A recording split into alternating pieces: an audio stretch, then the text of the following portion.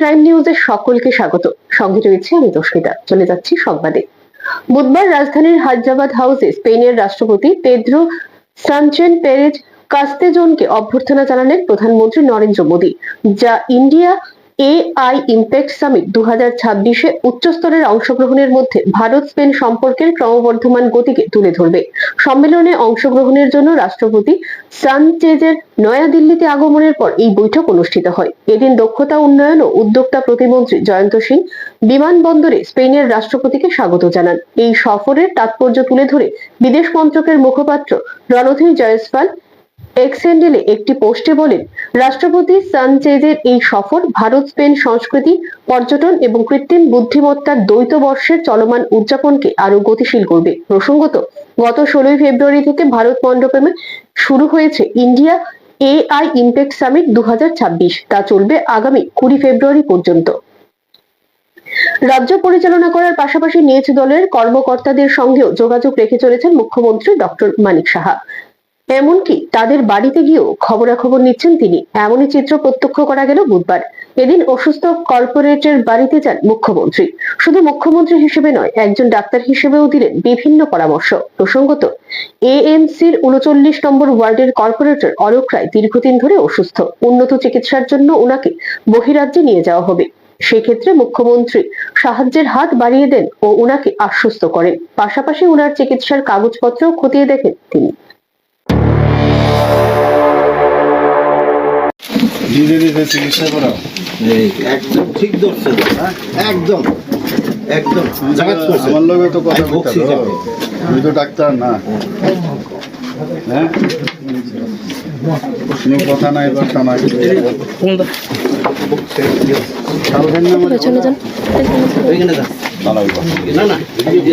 তোমার ইয়ে কাগজ ঠিক আছে?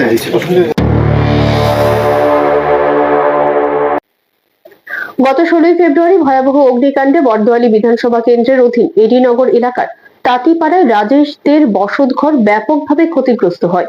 ওই অগ্নিকাণ্ডে ঘরের আসবাবপত্র ও নিত্য প্রয়োজনীয় সামগ্রী পুড়ে ছাই হয়ে যায়। এমনকি একটি অটোও আগুনে ব্যাপক ক্ষতিগ্রস্ত হয়। বুধবার ক্ষতিগ্রস্ত রাজেশ দের বাড়িতে যান মুখ্যমন্ত্রী ডক্টর মানিক সাহা।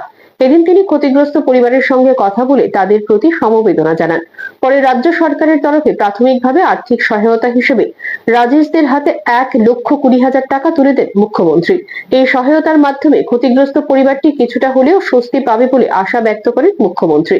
এর পাশাপাশি ভবিষ্যতে প্রয়োজনে আরো সহায়তার ব্যাপারে বিবেচনা করা হবে বলে তিনি আশ্বস্ত করেন। কার্যকর্তা বাড়ি পুরো ধ্বংস হয়ে গেছে, পুরো বাড়িটাই ধ্বংস হয়ে গেছে। তো কালকে আমি খবর পেয়েছি, কালকে তো আমি ছিলাম ঊনকোটি, তো আজকে এলাম দেখতে এখানে। তো ওরা কেউই ছিল না ঘরে, ভাগ্যিস এখানে মেলার মধ্যে ওরা যুক্ত ছিল, সেখান থেকে খবর পেয়ে চলে এসছে। তো আমি এসডিএম ও ডিএমকে বলেছিলাম দেখার জন্য। তো আর্থিকভাবে আমরা হেল্প করেছি গভর্নমেন্টের তরফ থেকে, আমিও হেল্প করব যাতে আবার নতুনভাবে ঘরটা তুলতে পারে। আমি তরফ থেকে হেল্প করবো। এখন সময় বিজ্ঞাপনের জন্য ছোট্ট একটি বিরতি, সঙ্গে থাকুন।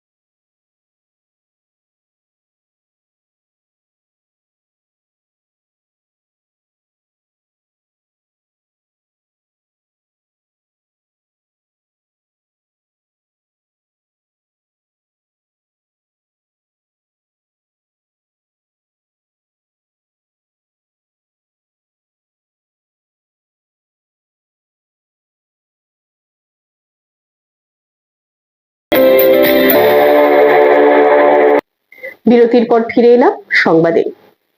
আগরতলার প্রজ্ঞা ভবনে শ্রী বক্স পোর্টালের উপর এক দিবসীয় রাজ্যস্তরীয় প্রশিক্ষণ কর্মসূচি বুধবার আয়োজন করা হয়।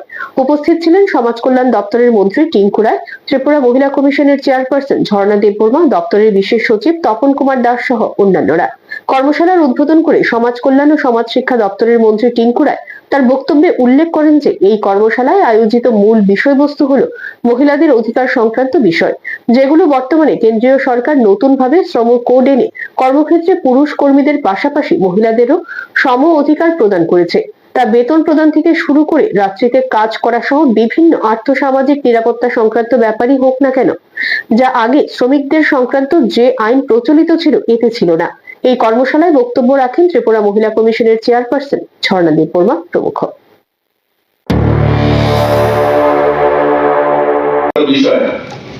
আপনারা শুনে খুশি হবেন যে এই যে মজুরি সংক্রান্ত বা অধিকার সংক্রান্ত মহিলাদের এই যে নিয়ম, এই কানুনগুলো কবে তৈরি হয়েছে জানেন? এগুলো ব্রিটিশ ভারতে তৈরি হয়েছে, ব্রিটিশ আমলে এগুলো তৈরি হয়েছে বা স্বাধীনতার পরবর্তী সময় এই সমস্ত কানুনগুলো তৈরি হয়েছে। এই নিয়মগুলোকে একত্রিত করে এই কিছুদিন আগে আপনারা দেখেছেন 2025 সালে যে আমাদের শ্রম কোড করা হয়েছে, চারটা শ্রম কোড হয়েছে, যার বিরুদ্ধে রাস্তায় দেখবেন একদল রাস্তায় বেরিয়ে আন্দোলন করছে, তারা স্লোগান দিচ্ছে, লড়তে হবে মুক্ত হবে বলে স্লোগান দিচ্ছে। কেন স্লোগান দিচ্ছে? ওই ব্রিটিশ আমলে যে নিয়ম তৈরি করা ছিল বা আমাদের স্বাধীনতার পরবর্তী সময়ে যে নিয়মগুলো তৈরি ছিল সেগুলোকে সব বিমোচ করে নতুন করে চারটা শ্রম কোড এসেছে, অর্থাৎ অনেক সহজ সরল করে মহিলাদেরকে অনেক বেশি অধিকার দিয়ে নতুন শ্রম কোড এসেছে। এই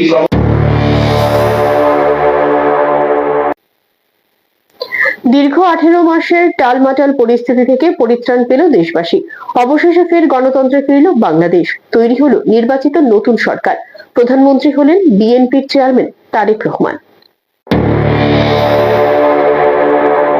বাংলাদেশের প্রাক্তন প্রধানমন্ত্রী খালেদা জিয়ার পুত্র দীর্ঘ 17 বছর কাটিয়েছেন নির্বাসনে।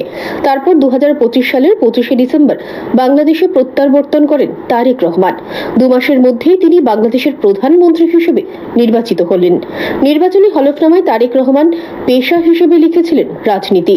এবার বাংলাদেশের প্রধানমন্ত্রী হিসেবে কত টাকা বেতন পাবেন তিনি, কি কি বিশেষ সুযোগ সুবিধা পাবেন? প্রথমবার প্রধানমন্ত্রী হয়ে বড় সিদ্ধান্ত নিয়েছেন তারেক রহমান। তিনি জানিয়েছেন, মন্ত্রী হিসেবে সকলে যে সরকারি জমি ও ট্যাক্স ফ্রি গাড়িতে যাতায়াতের সুবিধা পান তা তিনি নেবেন না। বিএনপির বাকি মন্ত্রীরাও এই সুযোগ সুবিধা নেবেন না, তবে বেতন না নেওয়ার কথা বলেননি। বাংলাদেশের প্রধানমন্ত্রীর বেতন ও অন্যান্য সুবিধার কথা উল্লেখ করা হয়েছে দ্য প্রাইম মিনিস্টার্স অ্যাক্টে। সেখানে উল্লেখ রয়েছে বাংলাদেশের প্রধানমন্ত্রী মাসে 1,15,000 টাকা বেতন পাবেন। এর পাশাপাশি বাড়ি ভাড়া হিসেবে পাবেন 1 লক্ষ টাকা। প্রধানমন্ত্রী হিসেবে দৈনিক ভাতা পাবেন 3,000 টাকা। নিজের এবং পরিবারের জন্য পরিবহন, বিমান ভ্রমণের জন্য বীমা কভারেজ 25 লক্ষ টাকা এবং 1.5 কোটি টাকা তহবিল পাবেন। প্রধানমন্ত্রীর ব্যক্তিগত চিকিৎসার পরামর্শে দেশে এবং বাইরের যে কোনো মেডিকেল চিকিৎসার সুযোগ পাবেন, সঙ্গে পরিবার ও চিকিৎসার সুযোগ পাবেন। শুধু বেতনই নয়, প্রধানমন্ত্রী হিসেবে বিনোদনের খরচও সরকার থেকেই দেওয়া হবে। এছাড়া প্রতিদিন বাসভবন থেকে সরকারি অফিসে যাতায়াতের খরচও বহন করবে রাষ্ট্র। পরিবারের যাতায়াতের খরচও পাওয়া যায়। প্রধানমন্ত্রী হিসেবে সরকারি বাসভবন পাবেন তারেক রহমান, এমনকি সেই বাসভবন সাজানোর খরচও বহন করবে সরকার। যদি সরকারি বাসভবনে না থেকে নিজের বাড়িতে থাকেন তাহলে এর জন্য 1 লক্ষ টাকা দেওয়া হবে বাড়ি ভাড়া বাবদ। প্রধানমন্ত্রীর বাসভবনে বিদ্যুৎ, জল, ফোন ও অন্যান্য প্রয়োজনীয় জিনিসের খরচও বহন করবে সরকার। নিরাপত্তা রক্ষীদের খরচও দেবে সরকার। দেশের ভেতরে যাতায়াত সম্পূর্ণ ফ্রি। প্রধানমন্ত্রী হিসেবে দেশের বাইরে গেলে তার জন্য আলাদা ভাতা পাবেন তারেক রহমান। 4,500 কিলোমিটারের মধ্যে গৃহস্থালী পণ্য পরিবহনের জন্য গাড়ি, বিমান, ট্রেন, জাহাজের খরচ দেওয়া হবে সরকারি কোষাগার থেকে। Bureau report, AKV TV. এবার রাজ্যসভার 37 আসনে নির্বাচনের দিনক্ষণ প্রকাশ করল দেশের নির্বাচন কমিশন। প্রত্যাশা মতোই আগামী মার্চ মাসে হতে চলেছে এই নির্বাচন। নির্বাচন কমিশনের বিজ্ঞপ্তি অনুযায়ী পশ্চিম বাংলার 5 আসন সহ মোট 10 রাজ্যের 37টি আসনে আগামী 16ই মার্চ হবে রাজ্যসভা নির্বাচন।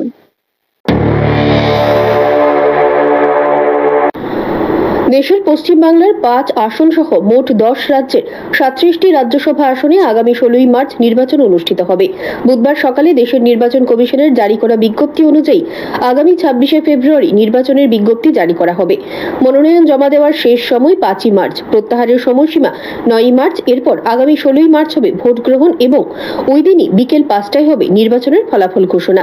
যে 10 রাজ্যের 37 আসনে নির্বাচন হচ্ছে সেগুলো হলো মহারাষ্ট্র 7, উড়িষ্যা 4, তামিলনাড়ু 6, পশ্চিমবঙ্গ 5, অসম 3, বিহার 5, ছত্তিশগড় 2, হিমাচল 1, তেলেঙ্গানা 2 ও হরিয়ানা 2।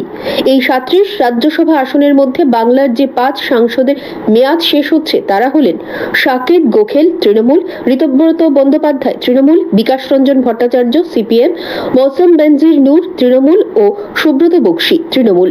ইতিমধ্যে রাজ্যসভা থেকে ইস্তফা দিয়ে তৃণমূল ছেড়ে কংগ্রেসে যোগ দিয়েছে মৌসম। বাকি সাংসদদের মেয়াদ শেষ হচ্ছে আগামী 2রা এপ্রিল। তার আগেই নির্বাচন শেষ করে শূন্যস্থানে সাংসদদের বেছে নেওয়া হবে।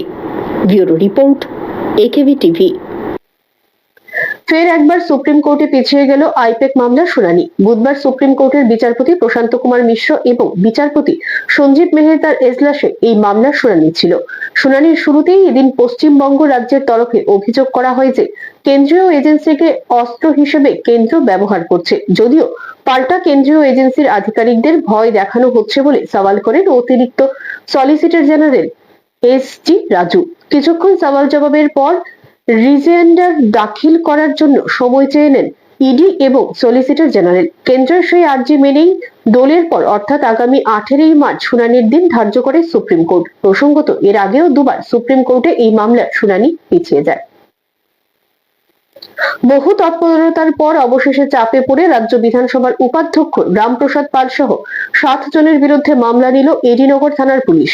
প্রসঙ্গত, রাজ্যের এক দৈনিক পত্রিকার সম্পাদক সানিদ দেবরায়ের দায়ের করা অভিযোগের ভিত্তিতে মামলাটি নিয়েছে এডিনগর থানা। গত সোমবার রাতে এই মামলাটি নথিভুক্ত করা হয়েছে বলে জানা গেছে।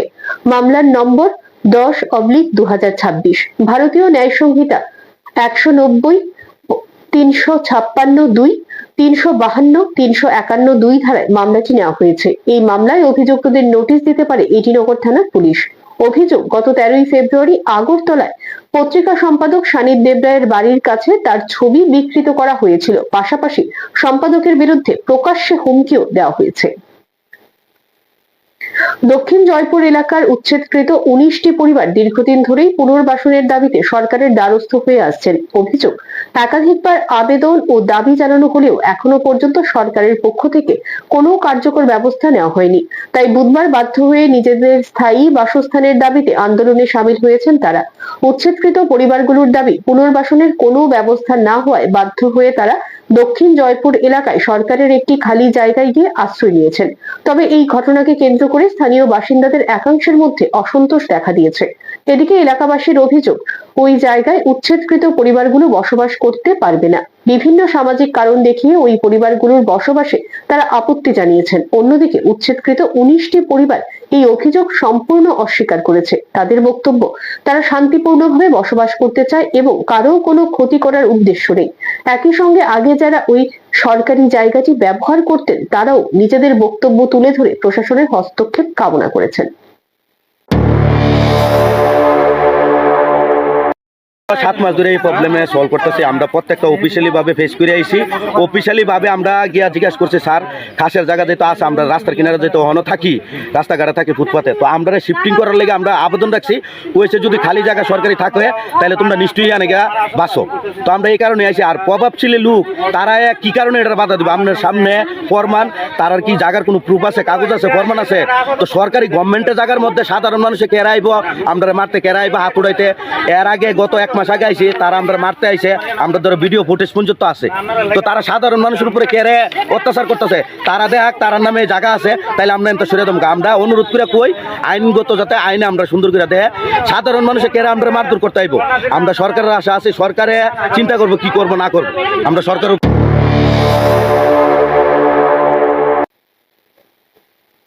রাজ্যে আসন্ন এডিসি নির্বাচনকে সামনে রেখে পাহাড়ে দল বদলের পালা জারি হয়েছে। এরই অঙ্গ হিসেবে বুধবার হেজামারা এলাকায় এক যোগদান সভার মধ্য দিয়ে 4 পরিবারের মোট 12 জন ভোটার নিজ দল ত্যাগ করে তিপ্রামথা দলে যোগদান করেন। অনুষ্ঠানে উপস্থিত ছিলেন TYF এর আদর্শ দেববর্মা, TWF এর নেত্রী শিবাঞ্জলি দেববর্মা, ডিএম রবীন্দ্র দেববর্মা এবং রাজ্যের প্রতিমন্ত্রী বিশ্বকেতু দেববর্মা সহ আরো অনেকে। নবাগতদের হাতে দলীয় পতাকা তুলে দিয়ে এদেরকে দলে স্বাগত জানান উপস্থিত অতিথিরা। প্রার্থীদের তারা তো হারবে একটু জানেন আপনারা, কিন্তু আমরা একটা বিষয় আপনাদেরকে জানাতে চাই যে গত 2023-এর যে ইলেকশনে আমার প্রতিদ্বন্দ্বী কিন্তু বিজেপি ছিল না, আমার প্রতিদ্বন্দ্বী ছিল CPM এর কুমুদ দেববর্মা। ওনাকে আমি 17,000 ভোটে আমি হারিয়েছি।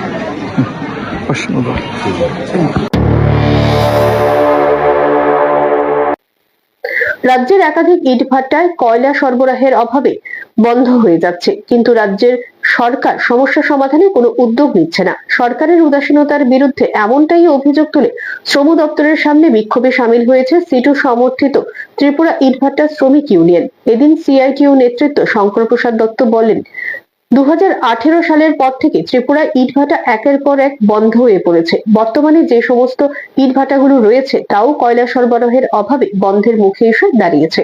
রাজ্যের বিভিন্ন প্রান্তে ইটভাটা মালিকরা কোনো পূর্ব নোটিশ ছাড়াই ভাটা বন্ধ করে দিচ্ছেন। এর ফলে শত শত শ্রমিক ও তাদের পরিবার চরম আর্থিক সংকটের মুখে পড়েছেন। তার আরো অভিযোগ করেন, দীর্ঘদিন ধরে শ্রম দপ্তরের দৃষ্টি আকর্ষণ করা হলেও সরকার ও প্রশাসনের পক্ষ থেকে কার্যকর কোনো পদক্ষেপ নেওয়া হয়নি। সরকার যাতে এই দিকগুলোর প্রতি নজর রেখে কার্যকরী পদক্ষেপ গ্রহণ করে এই দাবি করেন তিনি। 2018-র প্রথম অব্দে আমাদের ত্রিপুরা রাজ্যে ইটভাটার সংখ্যা 350 ছাড়িয়ে গিয়েছিল। বিজেপি সরকার 2018 সালে আসার পর যেহেতু সরকারি স্তরে কাজ প্রায় নেই, উন্নয়নমূলক কাজ স্তব্ধ হয়ে গেছে, তার জন্যে শতাধিক ইটভাটা বন্ধ হয়ে গেছে গত 7-8 বছরে। তার উপর গোদের উপর বিষ ফোঁড়ার মতো যাও কিছু ইট ভাটা ধুকে ধুকে চলছে। সেই ইট ভাটাগুলো আজকে কয়লার অভাবে একটার পর একটা ভাটা তারা আগুন নিভিয়ে দিচ্ছে। তার অর্থ হচ্ছে সেখানকার শ্রমিকরা কর্মহীন হয়ে পড়বেন। আমাদের ত্রিপুরা রাজ্যে এর আগেও কয়লার বিভিন্ন সময়ে সমস্যা দেখা দিয়েছে, কিন্তু কয়লার অভাবে কোনো ইট ভাটা 2018 সালের আগে বন্ধ হয়নি।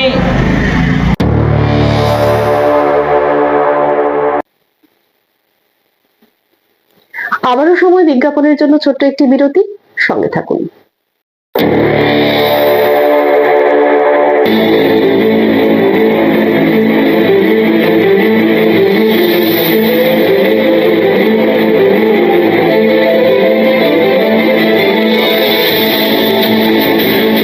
বলবেন আপনারা, শুনবো এবং শোনাবো আমরা।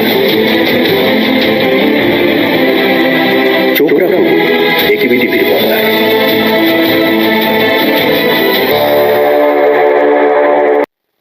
বিরতির পর স্বাগত সংবাদে।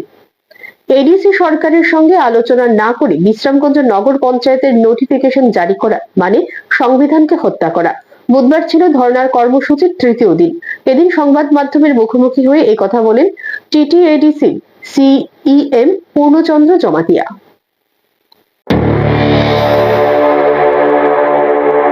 বিএসএফ এর হেডকোয়ার্টার স্থাপন করা ও বিশ্রামগঞ্জ নগর পঞ্চায়েতের নোটিফিকেশন জারি করার প্রতিবাদে তিপ্রামথা দল ধর্নার মাধ্যমে আন্দোলনে সামিল হয়েছে গত 16 ফেব্রুয়ারি থেকে।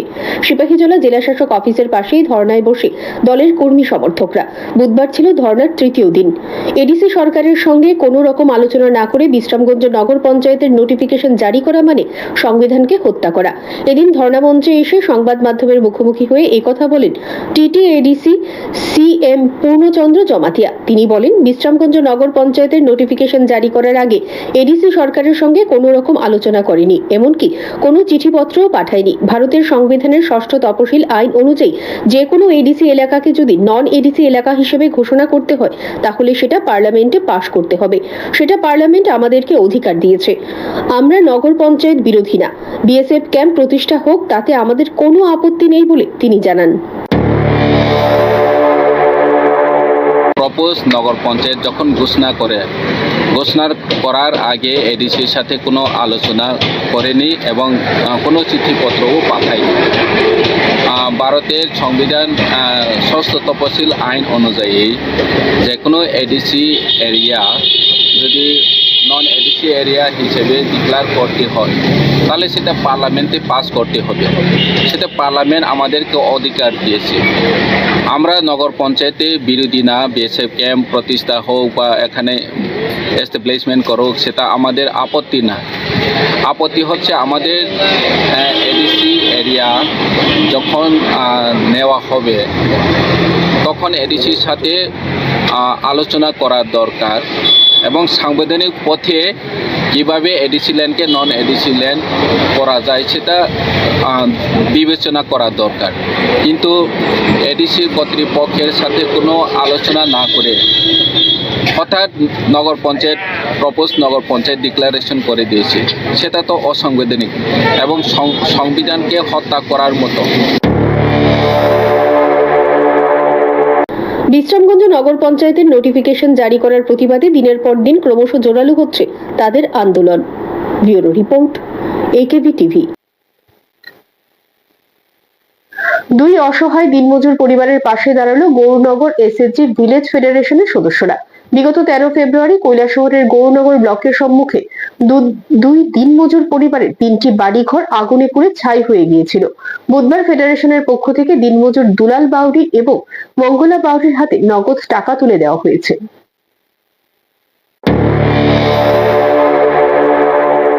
দুই অসহায় দিনমজুর পরিবারের পাশে দাঁড়ালো গৌরনগর এসএসজি ভিলেজ ফেডারেশন সদস্যরা। বিগত 13 ফেব্রুয়ারি কৈলাসহরের গৌরনগর ব্লকের সম্মুখে দুই দিনমজুর পরিবারের 3টি বাড়ি ঘর আগুনে পুড়ে ছাই হয়ে গিয়েছিল। তবে বৈদ্যুতিক শর্ট সার্কিট থেকে এই আগুন কিনা তা এখনো কেউ নিশ্চিত নয়। তবে এই আগুনে দিনমজুর দুলাল বাউরি এবং মঙ্গলা বাউরির 3টি বাড়িঘর পুরোপুরি ছাই হয়ে যায় এবং ঘরের কিছুই রক্ষা করতে পারেনি। দুই পরিবারের 2 জন শিশু এবং 4 জন স্কুল ছাত্র সহ মোট 12 জন সদস্য রয়েছে। আগুনে বাড়িঘর ছাই হয়ে যাবার পর স্থানীয় আফতাব আলীর অস্থায়ী বাড়িতে দুই পরিবারের 12 জন সদস্যরা থাকছেন। 13 ফেব্রুয়ারি অগ্নিসংযোগের ঘটনার পর এখনো পর্যন্ত শুধুমাত্র প্রশাসনের আধিকারিকদের মৌখিক আশ্বাস ছাড়া সরকারিভাবে কোনো ধরনের সাহায্য সহযোগিতা পায়নি। অবশেষে 18 ফেব্রুয়ারি বুধবার গৌরনগর এসএসজি ভিলেজ ফেডারেশনের সদস্যদের মধ্যে এক প্রতিনিধি দল দুই দিনমজুর পরিবারের খোঁজ খবর নিতে ঘটনাস্থলে যান। এই প্রতিনিধি দলে ছিলেন ফেডারেশনের সভাপতি নমিতা দেবনাথ, সম্পাদক উমা দেবনাথ, কোষাধ্যক্ষ নাজমা বেগম সহ আরো অন্যান্য সদস্যরা।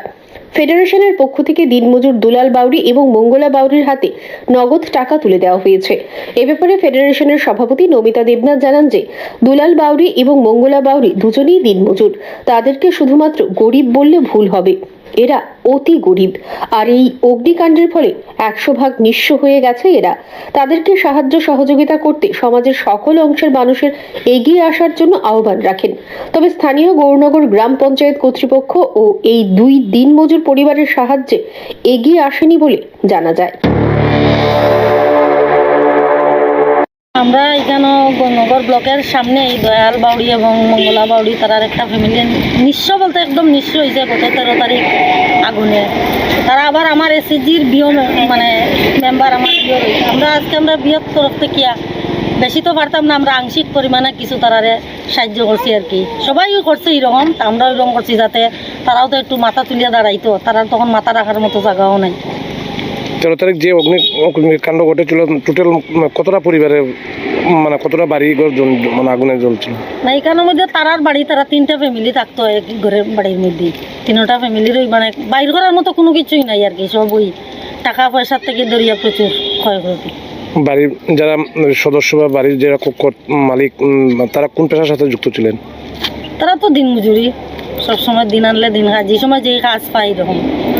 তো আপনাকে আজকে তাদেরকে নগদ অর্থ দিয়ে সাহায্য করবেন? নগদ অর্থ দিয়ে, আর জিনিসপত্র তো সবাই দিছে, তাই আজকে আমরা ভাবলাম নগদটাই আমরা দিই, তারা ঘরটাও বানাইতে পারবো।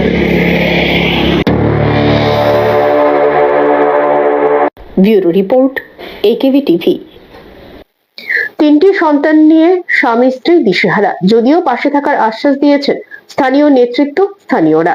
ঘটনা বিলোনিয়া সুকান্তনগরে। জানা যায় বিধ্বংসী অগ্নিকাণ্ডের ঘটনায় মাথা গোজার ঠাঁই হারিয়ে পথে বসেছে বিলোনিয়া সুকান্ত নগর পঞ্চায়েতের দিনমজুর গোপাল মজুমদার।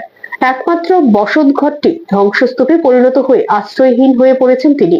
ক্ষতিগ্রস্ত দিনমজুর তার 3 সন্তানকে নিয়ে এখন কোথায় আশ্রয় নেবে এই ভেবেই চিন্তায় এই দিনমজুরের পরিবার।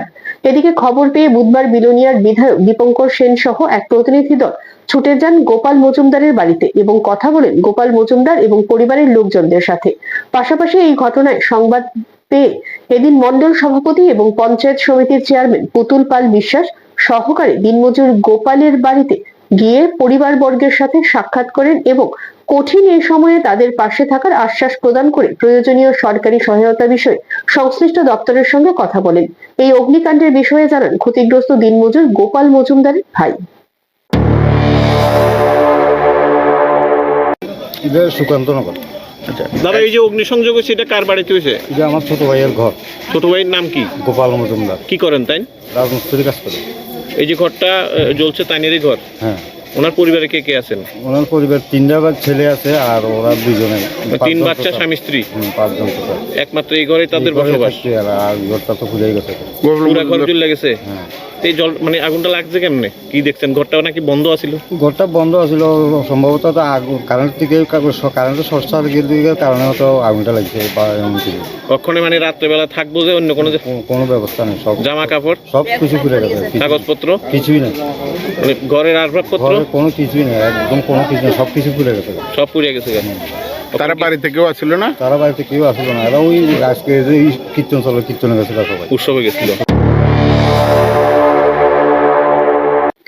সংবাদ এখনকার মতো এই পর্যন্তই। আমাদের পরবর্তী সংবাদ দেখার জন্য চোখ রাখুন AKB টিভির পর্দায়।